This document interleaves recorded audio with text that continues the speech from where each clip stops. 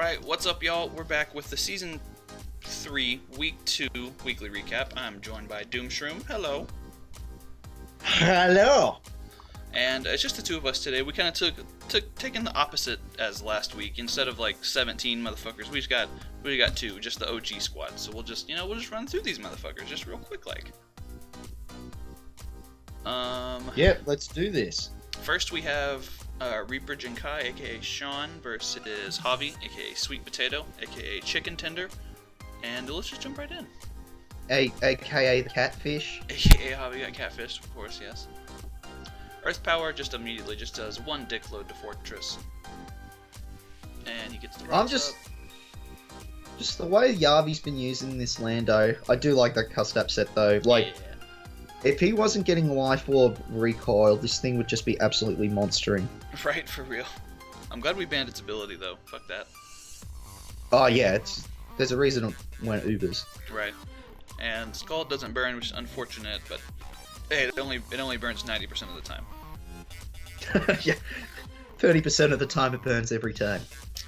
And it is kind of unfortunate. Sean didn't have a spin blocker, so he kind of just has to let the rocks go away. But he does get the Lottie poisoned, which, looking at it, is his only real counter to Mew. So that's cool. That was actually good toxic. Solid. And then the raw was questionable though. Yeah, I think something else probably could have. When I toxic, I like to stay. Yeah, straight up. But hey, he ends up getting more chip anyways. Another little chip crit, but that was good bait from Yavi. I like that. Masturbator. And just like that, it looks like a Hoppy match because he's up 6-4. But he has Scarf Chomp here, so at least he's able to do some stuff. Earthquake kind of does a lot. I know that's not a lot, but it's resisted hit from Scarf Chomp. That's well. Then again, that's decent damage, yeah. Hobby's now that was just when we went, ah, no, Sean. Yeah, exactly. right then I was like, oof. I think anything else other than that guy had to come out just there. But then yeah, 100%. He unfortunately gets the lowest of all low rolls right there, and just kind of gets a kill though.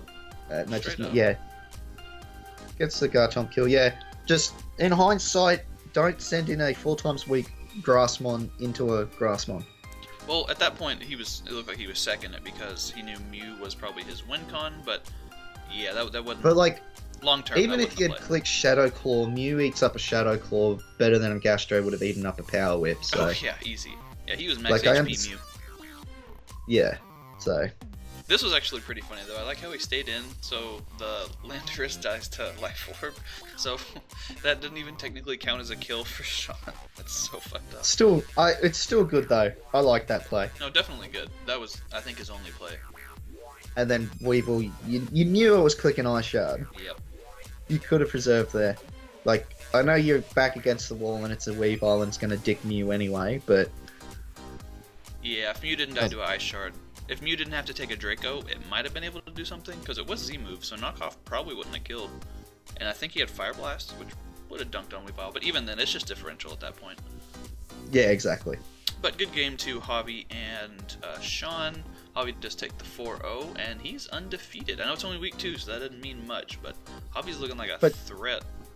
Not only is Yavi 2-0, he has different sets every week. What? Right? I don't know who this guy is. This isn't Javi. This is fucking somebody else. He's hired a like a Mexican from over the wall to come and do his battles for him. It hadn't been constructed yet. He's just like getting as many of them over here as he can to help team build. Underlay. Anyways, we got Dye versus Jew here, and as you can see, it's looking like Hail versus Rain. So, I mean, I think we already know how this is going to turn out. Yes, but let's watch anyway. It'll be fun to relive this. Gets up his rocks on the predicted switch, turn 1. Jew's not fucking around. He got dunked on by somebody week 1, and he's not fucking around anymore. It was Except you. Yeah, it was me. I was surprised Dye stayed in there. He had a Magnezone right there. That just did my head in. I did not understand. And then, at all. I don't know what the fuck this was all about. He's like, he just Giga Drains, and then I believe he has HP Ground, which just, I mean,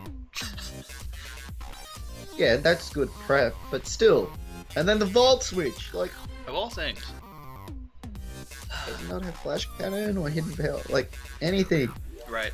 And then luckily Like- Nathan has probably the best fucking switch into this thing there is. Yeah, exactly. Shadow Ball was the only thing that would have done something. I think he was Vex, probably? I don't remember what he said he was, but it doesn't do a lot at all. Fucking Yeah. Earthquake right on the Magna Zone. See, now this is looking like fucking Sean versus Javi, because Nathan's up 6-4. 6-4. This is the thing, Dye's got a rain team, and I don't think he quite understands how to use a rain team yet. Oh, he doesn't have a rain team. He has Envy's team from the GBA with a few extra Pokemon. Okay. Dye, ditch your homework in high school, go watch the GBA videos, because you need to learn how to do this. Straight up. I think And then Flinch was P- the only thing there that could have killed this P2, but Nathan actually does make the misplay, and rather than recover stalling out the rain, he just goes ahead and Toxics him, which, Toxics. fuck it. What are you gonna do? Which he gets a crit next turn anyway, so in hindsight might have been the better play. True, guess it really didn't matter. But, and then, fucking Ninetales just comes in to ruin everybody's day. Yep. Gets the rain back up, but that doesn't matter because, yeah. We call him That's very Freeze dry. DyeItTight now, and you'll see why. This tripped me out though. If I remember correctly, this is a mostly defensive Mega Venusaur, like barely any Spadef, and he just fucking drops to Continental Crush. Good golly. Well, that +2 stab. No, I get that, but it's a Mega Venusaur. Every time you see one of those die in one hit, it's a little surprising. Also, True. I learned that Freeze Dry is super effective against Kabutops. I was not aware. Good to know.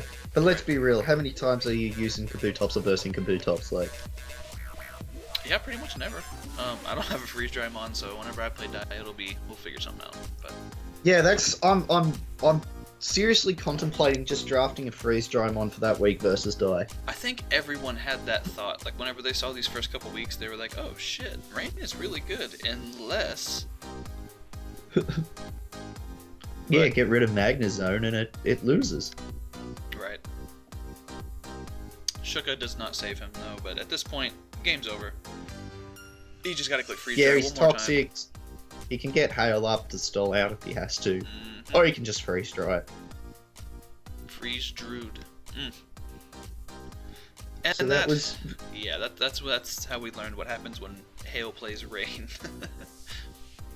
I just like it how you and Pat joined and left about 6 times after the match finished. Yeah, we were playing tag, so that's what happened. But good game to Die and Jew. Jew does try to make back some of that differential he lost to somebody's fucking Scarm Bliss. Alright, can we just, Shay, in the video, can you just leave a link to the next battle after this one if people don't want to watch a Gliscor fest? You think? Yeah. I'll save you the trouble. Dan wins with Gliscor. Dan does. If you want to see how, watch the video. If not, skip to the time shown below. Cool. We'll do it. Thank So you, here we Shay. go. On fast. Now, Andre had a sweeping Dragonite that was based around setting up on defensive Gliscor, which Dan apparently loves. So he's immediately forced out. He gets a little scared. Well, it's an Comes ice in. punch. I don't blame him. Right. Then Coco comes out, and it's just gonna be some dicking around trying to break these fat mons. Like, look at that team. That's disgusting. Good God. Except, after this week, he no longer has Heatran. That's true. He got it for Gyarados, which gives him an Intimidator, which just makes him even more fat. Just great. Just fucking great. That's what he needed was stat lowering That's pretty- abilities. But yeah, that is a pretty scary team. Lots of defense. Then you just got an Alakazam to sweep. Like, Yeah, straight up. And you're Alakazam, so you're already gonna be faster than anything ever. unfortunate Seed Flare miss there. Yeah, straight up. Seed Flare either gets the Spadef drop or it misses. Like, that's just what happens. Yeah. Poor Shaman goes down. He probably could have 1v1 that if he hit the first one, but... Yeah, he would have 1v1'd it if he had hit the first one. Andre makes a weird play here. I thought going hard Crook was weird, seeing as how he just revealed Mach Punch, but... 100% correct. And then he goes to Gliscor on a Pokemon that's known for spamming knockoff, which was a little risky, but I mean, I can't blame the man. It works out, and he picks up the kill on Dragonite, and Andre looks like a bitch. Yeah, pretty much. But, yeah, unfortunately for old Sacco, it's just... Sheer Force boosted does not care. Chansey does not care about Sheer Force boosted. Not at all. And then this... I'm sure if you play OU, you remember the early fucking set. Not that early. This was like a couple months ago, I think this set was prevalent. Everybody was running this Coco to kill Chansey. But you'll notice...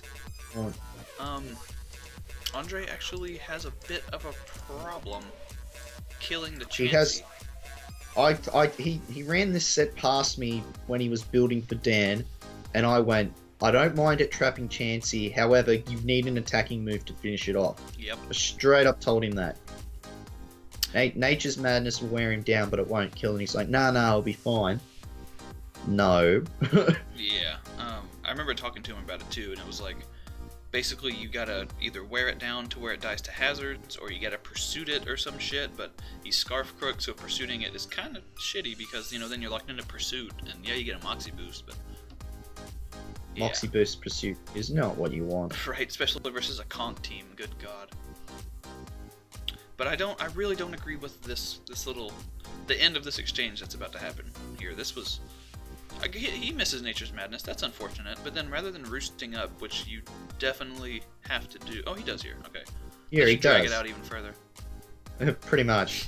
Let's hit skip a couple more times, so he just keeps doing this. He ends up getting him down to like 1% health or 2% health, where Nature's Madness won't actually do any more damage. Mm-hmm. Which is just keep hitting it. Thank you. Roost. Like this, it's just PP stalling at this point. Yeah. But if we just get to the fucking end, there it is. Wait. Yeah. So he pursues Chance when he should have roosted. Yeah, you definitely roost right there. Even if he wishes, I think you can still. You still win. What? Yeah, exactly. So he pursues. He gets his Moxie boost. But he's scarfed into it. Here's Gliscor. Like, he could have gone Conk and Match Punch. Like, it didn't matter at that point. Yeah, straight up. But you know, he wanted some more kills with Gliscor. Well, he's got the Fang tech. He got Ice Fang and Fire Fang. That's smart. That man got all the fangs. It was like beatdowns first in the Cypher. Just all the fucking fangs. So. And then pops the balloon too, making that no longer a counter to Gliscor. Sacks the Conk, that's fine. Yeah, he now does a lot better than Tim does killing Pokemon though. Traces the sheer force, holy shit. Just when you imagine what Mega Alakazam couldn't get any fucking stronger. Yeah, like that psychic, that 100% did not matter. Nope. I can understand why he stayed in there, because Pursuit was the play anyway, so... Like... Yeah, Andrew should have Pursuit, got one more kill and then died. But he ended up getting... He's getting some differential back, kinda. Yeah. But that's just because Dan misplayed. Yeah, straight up. He should have gone Reggie after... and just done that. Yep, unfortunate, but 57 turns later, that's actually pretty short for a Dan battle. 57 turns ain't half bad. Yeah. Compared to what we've seen, but, yeah, congratulations. I mean, not good game to fucking Dan and Andrew. Congratulations, 57 turns, great job. No, good game to those guys. Dan is also undefeated, so he's up there. That's fun. Now, welcome back everyone else who decided to skip that video. Yeah, I don't blame you for skipping that. Honestly, I wish I could skip that. Like, if I could go back and just erase that from memory, that'd be cool. But if I could turn back time. Then we got KipUp versus Tim.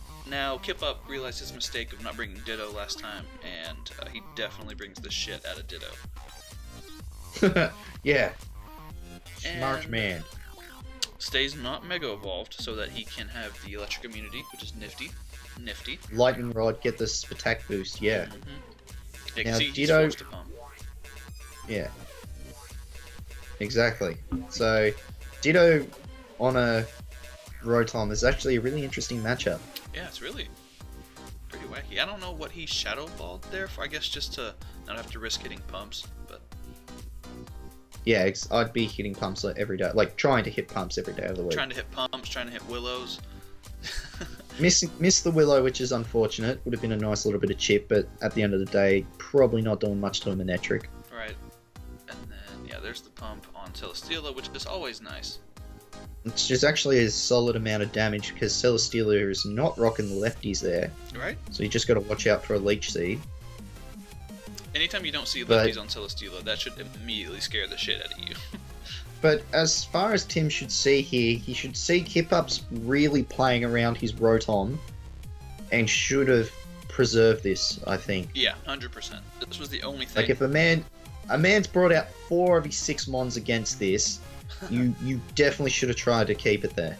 Yeah, 100%. He that was the only thing I think that was trying to deal with Infernape in any way, shape, or form. Everything else is yeah. not Now so this much. was unfortunate. He did have Z, Poisium Z, Poison Jab for Primarina, but he predicted the Celesteela, so he went Fire Blast. Which, what did he do? He tried to make a play. It didn't work. Yeah, I can't blame the man for making plays. I might have done the same. Can shit, I just don't know. raise? He has a really terrible Blaziken nickname in Heat, but then he has a really good nickname in Hootie and the Quillfish. Like Yeah, that's that- actually pretty funny. That's a solid fucking name.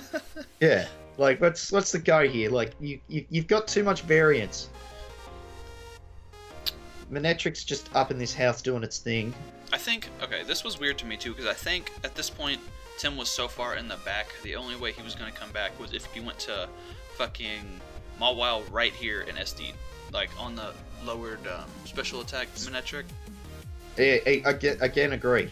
You have to, like, an overheat wouldn't be nice, but if you SD and Sucker Punch, you... Exactly. The only other I think he didn't want to, though, because he has Ditto in the back. Yeah. If you'd SD'd and then Ditto shows up, you sort of dicked yourself. So I can understand why not, but still. Now this gets interesting. Yeah, this was really fucking funny.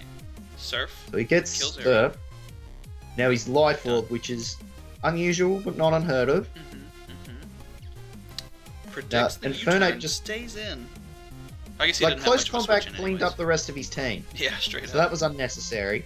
Goes into Ditto, takes the Surf, that's okay. So now he's Choice Scarf. Boom bursts onto a soundproof mod. So fucking What? good. So fucking good. So, And I'm just thinking, did Dan plan that? Or did he just not realise he got Scrappy? you mean Tim? But then if... Yeah, Tim, sorry. Everyone's Dan, according to... in the group chat nicknames. Oh yeah, according to Andre. Yeah. But he, like... I don't know if that was brilliantly planned or what. Like, I suppose he doesn't have a ghost type, so you don't need Scrappy, but still, everyone just runs Scrappy. Yeah, pretty much. But I guess if you're playing against a Ditto, that's a really good bring. So whether it was intentional or not, fucking props to Tim. And then good return Sucker Punch combo tech there. Yeah, he had Sucker Punch on like half his mons, which is not a bad thing at all. Yeah. No, so this has gone from KipUp should have been absolutely blitzing this to KipUp only 2-0ing. Yeah, straight up. I remember talking about the match beforehand and looking at Infernape's matchup versus Tim, it just looked like if that thing had a choice scarf or a choice band, it was just gonna run through the entire fucking team. But Tim played around it pretty nicely. So, but yeah, kudos. I'm Yep. just concerned now KipUp might have stuck his, like, if he gets close to finals and he misses out by 1 or 2 kills, this is the match that's fight him. That would be unfortunate as all hell. But yeah, good game. I keep scrolling down. My bad. Good game to KipUp and Tim taking the nice 2-0. Gotta get that sponsorship banner money in, don't you? Right. Gotta make sure it's 10 minutes or longer. And now the game everyone cares about. The game y'all came to see. Since Chris doesn't upload his games on his channel anymore, we'll just do it here. You know. Yeah. So lead wise, what were you thinking I was gonna lead with? Obviously, you got Zoroark, so I mean that's pretty much a free lead. But in my head, So, yeah, I was Zoroark thinking you were was gonna my be lead, but- Custap Scarm. When I'm Zorak, you gotta remember I gotta choose what team I have in the, like, what I put last to make my Illusion Mon. True. So I made it not Pumpkaboo, what's the Gorgeist? Yeah. I made it Gorgeist because it pretty much matched up well against everything. I considered faking the Blissey if it was a Jolteon Volt Switch lead, but I figured I outspeed anyway, I can just U-turn and it doesn't really matter. Yeah, for sure. I had a designated lead in Jolteon just to make sure I could get the Protect off first turn. I figured I could scout and see if you went for a non... like, if you led with fucking Lele and went for, like, U-turn or some shit, I'd be like, okay, hold on, I know this guy is fucking Zoroark. Yeah. But yeah, we lead this guy, and I was cautious at first. And yeah, so that's definitely Zoroark. I get the burn. I'm fast as all hell. Yeah, I just natural switch out because I know what's happening. And then Blissey comes out, or Dan comes out, sorry, pardon me, call him by his surname. And then Spookle's here. And this was, it's like, I got offense, so everything I'm looking at is like a 50-50 pretty much. I can fucking click Drain Punch and hope you don't go to Pumpkaboo. I called it Pumpkaboo too, damn it. Gorgeist, I can Drain Punch and hope you don't go to like physically defensive Skarm or Tapu Lele or some shit, but I wasn't really sure what to click, but I figured since I brought this out, you were either going to click Protect or you were switching out. So I was like, either way, I'm about to Dark Pulse and hopefully you'll think I'm Specs and fucking switch out or something, I don't know. And that's exactly what happens. Because I was rocking the counter on this because Drain Punch did around 50% depending on build, and counter would have absolutely dicked it. Yeah, straight. But me, being a chicken, just Seismic Toss. Now I look at that damage, and I'm like, okay, I should be able to live this, nope. And I didn't. I invested specifically so that I made sure I 2-hit KO'd Blissey, but that roll was looking a little iffy because it did like 49 and then 50 or some shit, I don't know. But yeah. Then right so there was probably not a good play on my part, but what am I gonna do? No, let's go back to that. That was funny. I can't believe you forgot that. Right. Just yeah, there we go. I bring my sacrificial mon and just U-turn on you, like. Right. So I mon. thought you knew. I'm like, I just get a U-turn to preserve momentum, but no. I guess like I didn't. If it was Zoroark though, and you wanted if you wanted to make a prediction, like I didn't have anything that you don't have super effective coverage for. I'm assuming. So like, correct. I didn't exactly have a switch in. Like the most expendable thing was probably like Roserade or some shit, but meh. And you go to the mon that we just established that I knew for a fact was Zoroark because it U-turned, and I was like, oh, he went to fucking Gorgeist. I'm about to Dark Pulse the shit out of this thing. that made me happy. I'm just like, okay, I'm gonna get screwed in this match, but yay! Right, and that was probably the difference between fucking differential or not, and I was like, god damn it. But didn't bother volt switching just in case you were the... Nice sneaky Shadow Ball on my red card. Yep. And you get the one mon I didn't want to come out. Like, dead set. I knew you were going to be something fucking sneaky with Skarm. I didn't know. I was thinking Custat, but you didn't lead with it. So I was like, okay, well maybe he's fucking like weakness policy, agility, weak armor or something. And I was like, I'm not about to hit this thing super effectively until the sturdy's broken. Fuck it. Yeah. So in hindsight, I should have just whirlwinded first, but I didn't know what sort of set you were, so Taunt was safer. Yeah, exactly. I did the same shit. I was like, I could probably just DD, but I don't want him to sneaky toxic me on a prediction or something. Now I come out here to frisk you to see what... This was weird, because Kartana can't do basically shit to Gorgeist. Yeah, originally I had SD plus Never-Ending Nightmare, or not Never-Ending Nightmare, Black Hole Eclipse, and even that only did like 80%, so I was like, fuck. Yeah, so Gorgeist was my katana switching, but I went to frisk to see what item you were. Understandable, and I knew that this was going to be, like, I can hit you with a Smart Strike and do 18%, but I was like, I might as well just defog, like, this is a wasted fucking turn anyways. Yeah, so if I was a real man, I would have gone Lele, and then it would have been in trouble. Yeah, straight up, I would have had to sack probably the fucking two times. I would have made the same play. Yeah. But then, basically, I go Skarmory because you're swapping out. Mm-hmm. And basically everything else that's left, if you don't go Jolteon, Skarmory's the play, so...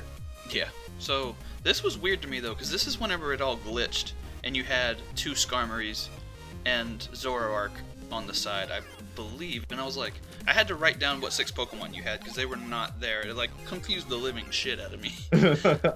Yeah, you U-turn, and I just clicked HP Fire just because it 2-hit KO'd everything on your team because I am fucking modest as all hell. So that's good. But yeah, there's the 2 Scarms. I don't have a Lopunny. I don't know what you're talking about. Yeah. Now there's the Zoroark. Now here I was thinking, does he preserve or do I kill with Flamethrower? Because I'm Scarf. You've worked out I'm Scarf. Mm-hmm. I almost wanted to Hidden Power Ice, but it was a roll to kill, and I'm just like, I can't be ballsy enough to do it. Yeah, I feel that. I knew I had to stay in because if you did go for anything that one of my other 2 Pokemon resisted, I was like, well, this is setup fodder. He can kill me with like fucking like Dark Pulse or something, but if he does go for like the fire move, then I get Zygarde in and I get a free DD. So I was like, okay, fuck it, he can kill it. Yeah. I was sad. I was a Scarf, modest, Roserade, and I was really looking forward to getting some kills with that guy, but oh well. What do you do? Now this is just, I had to Ice Punch here. Yep. I can't let the sub up. Now this is just overkill, but it actually gave me the shits because I made my Lopunny bulky enough to live a +1 outrage. And you just go, fuck that, and you Z-moved. Yep. I had to make sure, I calced it, and I didn't want to lock myself into outrage, obviously, because that gives you the Lele, and I couldn't 1,000 arrows, because if you were bulky enough to outspeed Jolteon, you lived the +1,000 arrows with pretty comfortably. So yeah, I kind of had to use it there. Which means I should have realized and gone Lele, but what do you do? Oh well. This one was also really funny too. I imported the wrong Mamoswine set, and like, you know, sometimes Showdown will change around your EVs and shit. Well, when I imported the team, it made me a specially attacking minus attack nature Mamoswine with like all special attack and like 4 attack minus attack nature. So when I put it in the calc versus Gorgeist, I only did like 58 max or some shit like that, and I was like, uh-oh. Oh no. I didn't know Gorgeist is this bulky, like, oh shit, I'm about to lose, oh fuck. But luckily at the last minute, while I was in between my panic attack and my fucking pants shitting, I realized I imported it wrong, and I was like, okay, thank God, Mamoswine should definitely kill this, but that's not what I thought I could go, Lele could go here and survive and then not get Ice Shard, but I thought, because he default, he was a sash set. Yeah, it did kind of look like it was Sash. So what I should have done was gone to Lele, take the Icicle Crash, do the Z move, and then I would have had Zoroark, Gorgeist versus Jolteon, Katana, which Gorgeist would have beat Katana 1-on-1, but then Jolteon beat both of them anyway, so... Yeah, pretty much.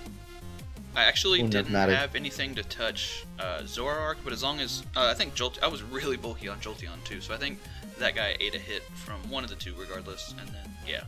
But... My problem here is that I have 2 really good priority using mons, but then I have a Lele that stops priority using, so it makes it hard to build. Yeah, me and Pat were talking about that one day. You got like the best fake out mon in the game, and then the Pokemon that blocks fucking priority.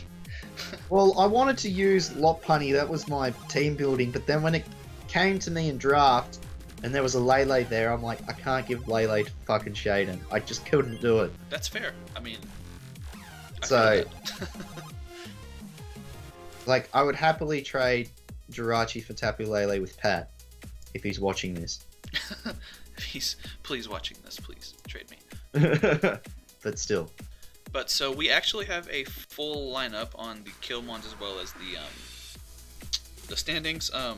I kind of feel like reading them off is kind of unnecessary because, you know, people can fucking read. So we'll just talk about it. The ones that are surprised to see, you know, I think as far as the standings, the top half is kind of about what I expected. I didn't think Dan would be as high on the list, or like I guess I was hoping he wasn't, but damn it, he is up there. Yeah, he's doing well. Stalling his way to the top. Started from the bottom, now he's here. Luckily, Pat is 1 differential point ahead, which is crazy. And I kind of feel behind here because like it's like 9, 8, 7, and then like, man, Shaden's here too. 4, man. Well, that's because you versed, but you got one of the harder battles out of the way for your season. Yeah, straight up. My first 2 Some people got some bye weeks already. You know, mine were 2 tough ones from the beginning. I'm just happy I'm positive at 1-1. Yeah. And Like, yeah, Drew's 1-1 at minus, so... Yeah, straight up. And even though you're at 1-1, you're still almost the same differential as me. Yeah, so I can make that ground up pretty quick. Yep, straight up. Yeah, and then looking at the killed counts, I don't know why it separates it into different columns, but Golurk is there, which will probably fall, because it's the only Pokemon, I think, that can't get any more kills for the rest of the year. Correct, so yeah, it got dropped. Yep, so Dan's still at 7-1. Pat's pretty close behind, though, and then KipUp here, the fucking Infernape. Kind of surprised. Well, I guess it's a good Pokemon in the format, so it's not super crazy that it has a lot of kills, but... Well, you notice Shay's problem here now, though. He's got Katana at 3-0 and Mamo at 3-2. He's just sharing around the kills too much. Spread the love, you know, just you get a kill, you get a kill, you get a kill. It's fucking Oprah out here in this bitch. Yeah. But yeah, even you got Jew on the board too with Ninetales, since he just freeze-dried Dye's entire team. And then yeah, Andre is actually in there too, even though he's not doing so well. He's still in the top cut, so he's not doing terrible. But yeah, not a lot of surprises there. I guess everything's pretty. I think the only thing that I realized while making this was that Magearna wasn't in the top 10. Yes, which is concerning. Which is fucking unheard of. Javi, what are you doing, bro? Come on. You have a Magearna. Well, he's still trying to win, so. You better be. No, but I think that's gonna just about do it. You got anything to add here at the tail end, Chris? Not really. Just solid week again. Look forward to next week's, and I'm gonna make a bold prediction here. I reckon Yavi makes top cut, and I reckon Dye goes Sacco. Really? At the end of the season. That's my prediction, week 2. Okay, bold prediction. Nice. Alright, since I made a bold prediction last time, you got yours this time. Clean. So we gotta remember that, and we definitely gotta rub it in Dye's face if he does get sacked. Like it's easy to predict Yavi now at 3 when he's like in 3rd place, but knowing Yavi last year, like he peters off, I still reckon he'll make top cut. Yeah, he didn't even, I feel like he didn't even try last season, and it was still pretty hard to prep for and play him. So, now that he's actually trying it, he's a fucking threat. His team is crazy too. But yeah, that'll just about do it for us. Thanks guys for watching. Thanks Chris for coming on, and we'll see you guys next week. Bye forever. Bye forever. Bye. But not forever.